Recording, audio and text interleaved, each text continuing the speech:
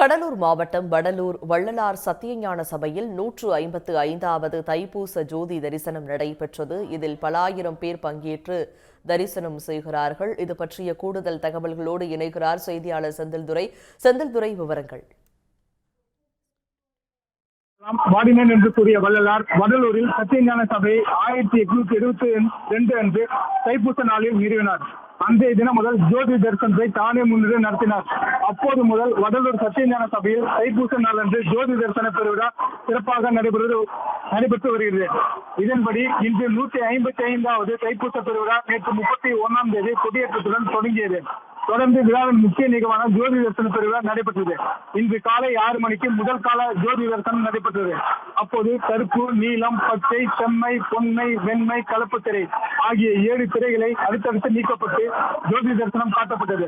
அப்போது அங்கு குவிந்திருந்த சன்மார்க்க அன்பர்கள் சிறுவானோர் அருட்பெருஞ்சோதி அருட்பெருஞ்சோதி தனிப்பெரும் கருணை அருட்பெருஞ்சோதி என்ற மகா மந்திரத்தை முழங்கி ஜோதி தரிசனத்தை கண்டுகளித்தனர். தொடர்ந்து காலை 10 மணிக்கும் பிற்பகல் 1 மணிக்கும் இரவு 7 மணிக்கும் இரவு 10 மணிக்கும் ஜோதி தரிசனம் நடைபெறும். இதேபோல் நாளை அதிகாலை 5:30 மணிக்கும் ஜோதி தரிசனம் நடைபெறுகிறது. ஜோதி தரிசன விழாவை காண தமிழகம் மட்டுமின்றி வெளி மாநிலங்கள் வெளிநாடுகளிலிருந்தும் பல்லாயிரக்கணக்கான பக்தர்கள் வடலூரில் குவிந்தனர்.